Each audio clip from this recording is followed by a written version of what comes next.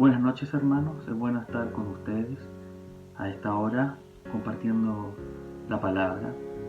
Como ustedes saben, estamos compartiendo distintos devocionales de Romanos, capítulo 3, versículo 21 al 27.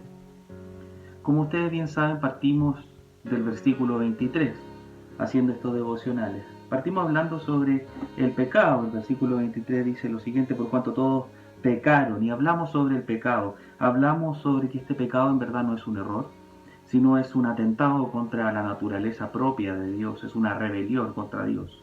Y Dios es un ser omnipotente, es un ser santo, es un ser infinito, es un ser justo. Hablamos sobre eso.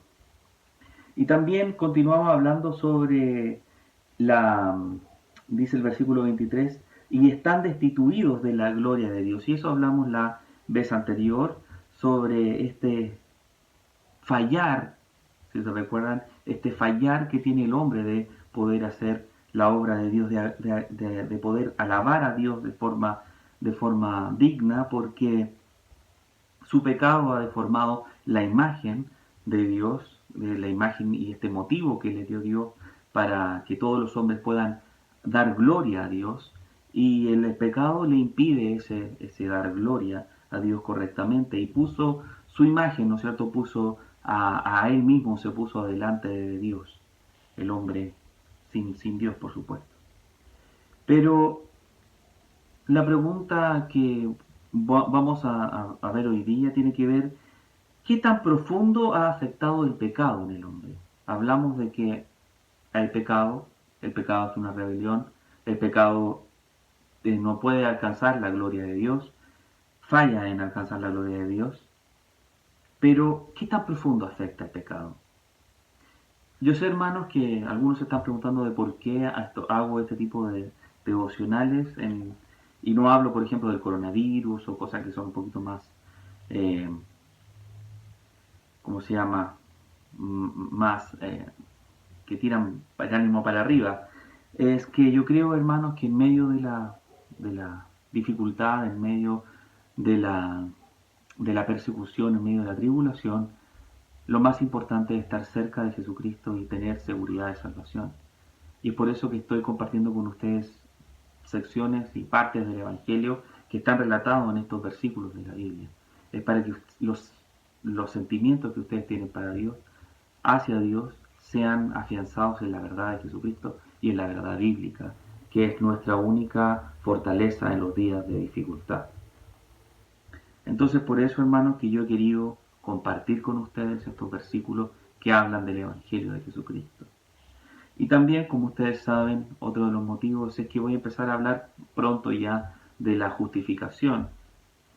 Y como nosotros vivimos en una cultura que está apegada a lo que es el catolicismo, muchos han crecido en familias católicas, nosotros vivimos en un mundo que prácticamente en su mayoría es católico. Hasta no hace muchos años el 70% de la población decía ser católica. Entonces, por tradición, nosotros creemos o tenemos en nuestra cabeza muchas creencias católicas, y eso nosotros tenemos que confrontarlos con la Biblia. Entonces, por ese motivo también es necesario que estemos revisando lo que nos dice la Biblia.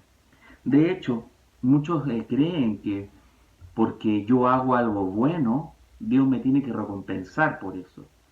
Vamos a analizar un poquito más eso. No, para no ir muy lejos, dentro de la misma iglesia, hay personas que creían que simplemente por el hecho de bautizarse, ellos iban a ganar algún favor de Dios. Y eso lo sacaron no de su propia imaginación, sino que lo sacaron desde la enseñanza católica. Y es porque, si ustedes recuerdan o si alguna vez estuvieron en alguna de las iglesias católicas, habrán aprendido sobre el dogma o sobre la enseñanza relacionada al bautismo. Durante el bautismo existe una gracia de santificadora que va sobre estos niños. El bautismo infunde esta gracia santificadora. Allí, a través de esta, el pecado original es borrado. Y a eso le llaman justificación inicial. Por eso quería tratar este tema. Habla de la justificación. Es decir, que en ese proceso, en el proceso del bautismo, hay una especie de reconstrucción o de que la capacidad de la rectitud inherente que tiene el ser humano vuelve a latir, por así decirlo, vuelve a vivir dentro de este niño. ¿Mm? Pero para poder ser justificado finalmente al final de su vida, este hombre tiene que seguir comportándose bien, ¿no es cierto? Alejándose de los pecados veniales y los pecados mortales. Y si cae alguno de estos pecados, tiene que ir a confesarse, ¿no es cierto? Y hacer una penitencia. Y así funciona el sistema católico en cuanto a la justificación. Y como ustedes ven, siempre a partir de lo que nosotros hacemos, siempre estamos ganando algo de Dios. Dios nos está dando algo a partir de lo que nosotros hacemos. Nosotros nos portamos bien, Dios nos da la justificación. ¿Ya? Vamos a ver eso a la luz bíblica. Porque muchas veces nosotros mismos caemos en esto, pensamos así, como venimos de esta tradición católica, pensamos así, pensamos que porque hacemos algo bueno, nos ganamos el amor de Dios. Entonces la pregunta que voy a empezar a responder en los minutos que quedan es, ¿hay algo que pueda hacer bien tal que Dios me tenga que premiar por lo que hice? ¿Hay algo que yo pueda hacer bien que Dios me pueda premiar o me tenga que premiar por lo que hice? ¿Qué nos habla la Biblia de la realidad del hombre? Primero, la Biblia nos enseña que el hombre de joven va al mal. Y esto ya lo enseña en el libro de Génesis, después del diluvio, y cuando el Señor promete no mandar un diluvio más. Dice en el capítulo 8, versículo 21, dice, porque, hablando del hombre, porque el intento del corazón del hombre es malo desde su juventud. Aquí quiere decir que las intenciones del corazón del hombre son malas desde su juventud. Génesis capítulo 8, versículo 21. Ahora, ¿qué tan joven? ¿De qué edad? Estamos hablando tal vez de unos 20 años, tal vez de unos 16 años, de unos 13 años, de unos 10 años. ¿Desde qué edad? ¿A qué se refiere con esa juventud? Salmos 58.3 dice, se apartaron los impíos desde la matriz, se descarrieron hablando mentira desde que nacieron. El hombre está o hace el mal desde que nace, desde que es pequeño, desde que es bebé. Eso es lo que enseña la Biblia. Y eso también puede ser revisado, chequeado a través de nuestra propia experiencia. Si ustedes ven a los niños y los niños quieren tomar algo, no sé, cuando son muy bebés, quieren algo y ¿qué hacen? Patalean, lloran o usan toda su fuerza, ¿no sé? Son así unos cochinaditas chicas que apenas pueden alcanzar algo, ¿no es cierto? Pero con todo lo que van a tratar de sacarlo, ¿no es cierto? Por ejemplo, si ve un reloj, van a querer sacar ese reloj, eso brillante, porque lo quieren, ¿eh? Y son capaces de hacer cualquier cosa por obtener eso que quieren. Si ese bebé tuviera la fuerza de un hombre de 30 años, probablemente mataría, ¿no es cierto?, al que está con él para poder obtener lo que quiere. El efecto de la caída del hombre cayó sobre la descendencia de Adán.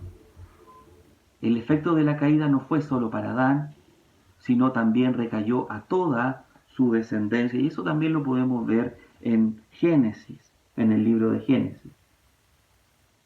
Nosotros solemos pensar que después que Adán se fue del paraíso, salió desde la presencia de Dios, su pecado deformó, sabemos que deformó la imagen de Dios con que lo había hecho originalmente, pero siempre pensamos que lo deformó, pero no tanto. Hay algo dentro del corazón de ese hombre deformado por el pecado que siguen teniendo luz, siguen teniendo parte de divinidad, siguen teniendo cosas buenas.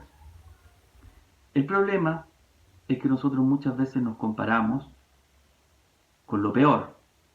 Nos comparamos con Hitler o con Stalin o con el peor ladrón de moda y nos comparamos con el que da el estándar bíblico, quien es Dios. Dios es el estándar de lo que es bueno. Dios es el estándar de lo que es justo. Y es que a Él tenemos que compararnos. Eso es lo que nos enseña la Biblia. Nosotros no tenemos nada bueno. Eso es lo que nos dice la Biblia, que el pecado afectó al hombre en su totalidad. Afectó al hombre en el cuerpo, en la razón, en las emociones, en su voluntad. Hablando del cuerpo, Romanos 6:12 nos habla de cómo el pecado también afectó al propio cuerpo. Romanos 6:12 dice, el pecado en vuestro cuerpo mortal, o sea, que no reine pues el pecado en vuestro cuerpo mortal, de modo que lo obedezcáis en sus concupiscencias. Es el cuerpo el que tiene estas concupiscencias que el hombre que llevan al hombre al pecado. O sea, el cuerpo también cayó dentro de lo que es el pecado, cayó a raíz del pecado. Pero veamos, también no solamente cayó en lo externo del hombre, es decir, el cuerpo, lo que se ve, sino también cayó la razón. Ya nosotros leímos en semanas anteriores el versículo 21 del capítulo 1, donde dice, se envanecieron en sus razonamientos y su necio corazón fue entenebrecido. El hombre en su pecado, su razonamiento fue entenebrecido, fue envanecido. En Efesios, capítulo 4, versículo 17, dice que andan en la vanidad de su mente, hablando sobre el hombre sin Dios, que andan en la vanidad de su mente, teniendo el entendimiento entenebrecido, ajenos a la vida de Dios por la ignorancia que en ellos hay, por la dureza de su corazón. La Biblia nos muestra que el hombre también, en su pecado, tiene el razonamiento entenebrecido. También el pecado afectó las emociones del hombre, lo que el hombre siente. En 2 de Timoteo capítulo 3, 2 hasta el 4 dice, porque habrá hombres amadores de sí mismos, está hablando de las emociones, avaros, vanagloriosos, soberbios, blasfemos, desobedientes a la palabra, a los padres, ingratos, impíos, sin afecto natural, implacables, calumniadores, intemperantes, crueles, aborrecedores de lo bueno. Las emociones del hombre también son afectadas por el pecado.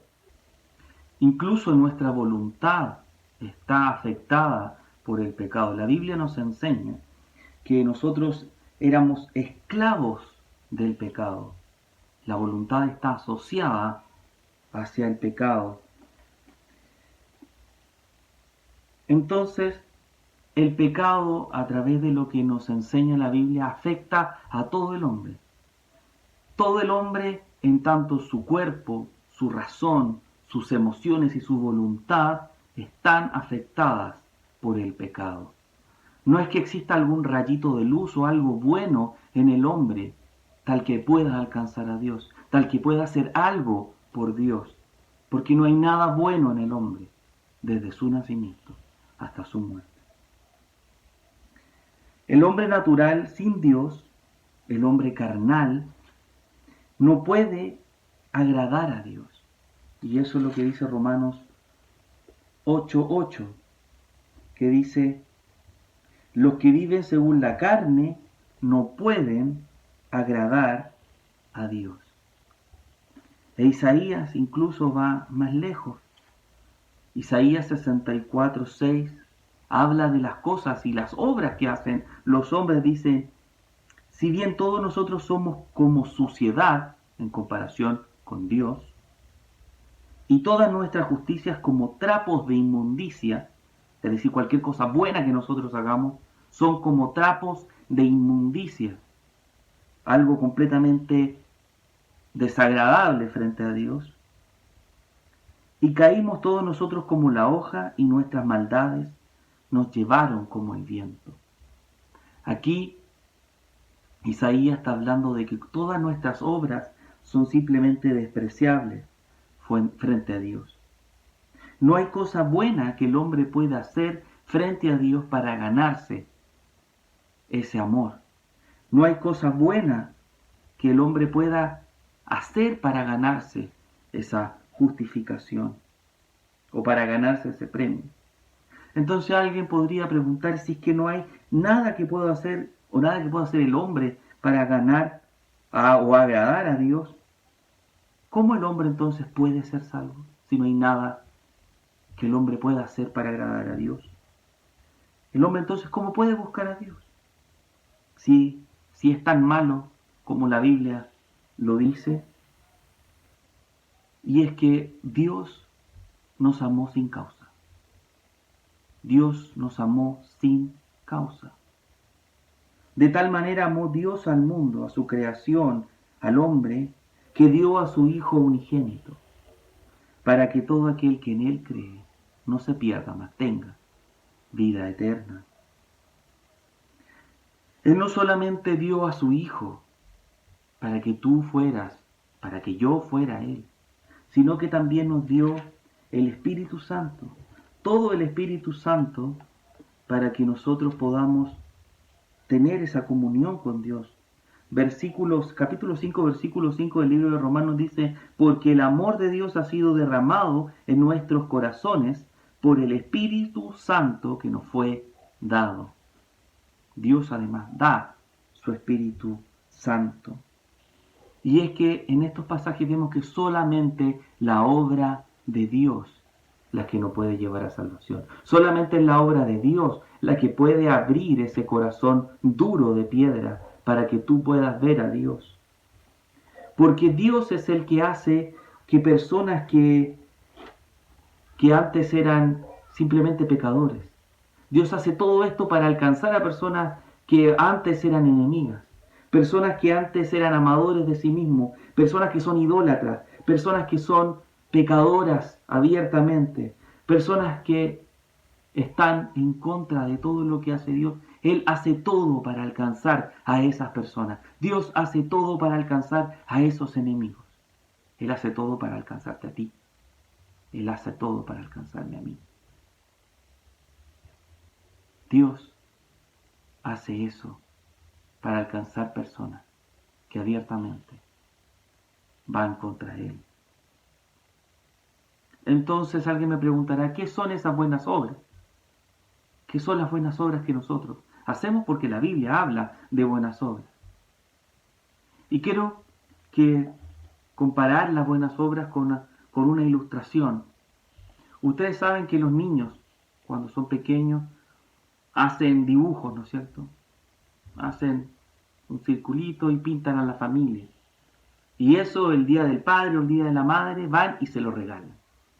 O hacen una tarjeta, ¿no? Y ustedes verán que el padre toma este mamarracho, porque eso es lo que es un mamarracho, y lo pega en su pared, ¿no es cierto? A veces vemos los escritorios de la oficina llenos de dibujos de niños, que son unas porquerías que están pegadas ahí en la oficina. Pero para el padre, eso que está ahí no son porquerías.